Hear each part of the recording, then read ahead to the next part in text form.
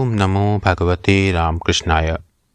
सार्थक परिपूर्ण जीवन के लिए महत्वपूर्ण सीख स्वामी जगदात्मानंद जी महाराज जी की महान पुस्तक जीने की कला से। अध्याय 4, जैसी करनी वैसी भरनी।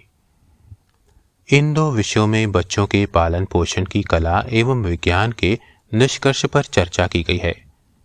पहला विषय है बच्चों के बारे में। एडगर केसी कहते हैं कि माता पिता को अपने बच्चों के प्रति अत्यधिक कड़ाई नहीं बरतनी चाहिए और ना ही उन्हें ज्यादा सिर पर चढ़ाकर यथेच्छाचार की छूट देनी चाहिए। एक अति धनाढ्य व्यक्ति बड़ा अहंकारी था। वह अपनी पुत्री से तनिक भी प्रेम नहीं करता था। वह पुत्री एक दुर्घटना में मारी गई और पुनः उसी व्यक्ति की पुत्री के रूप में जन्मी।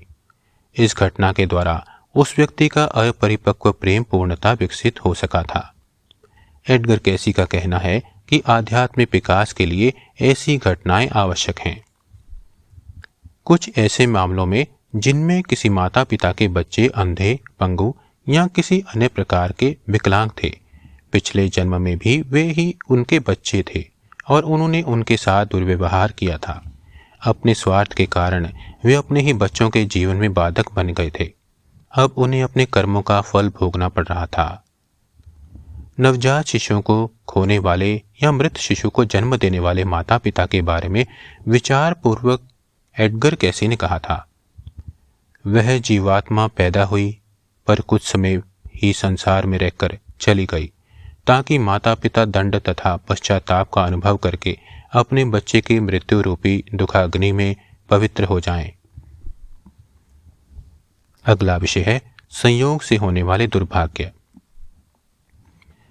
सब कुछ कर्म की सीमा के अधीन नहीं है और यह भी सच नहीं है कि मनुष्य कर्म करने को स्वाधीन नहीं है। खूंटे में रस्सी से बंधी हुई गाय की भांति मनुष्य की स्वाधीनता सीमित है। महत्वपूर्ण बात यह है कि मनुष्य इस स्वाधीनता का उपयोग किस प्रकार करता है। मनुष्य जितना अधिक स्वार्थी होगा, उसकी स्वाधीन इच्छा का दायरा उतना ही संकुचित होगा। एडगर कैसी यह भी कहते हैं कि जीवन की सभी घटनाएं कर्म से संबंधित नहीं होती। प्रकृति में भी दुर्घटनाएं हो सकती हैं। यहां दो उदाहरण दिए जाते हैं। पहला, जन्मजात बहरी और बाद में एक आंख से कानी हुई एक 10 वर्षीय बालिका के बारे में एडगर कैसी ने कहा कि उसकी विकलांगता उसके कर्म के कारण नहीं हुई थी।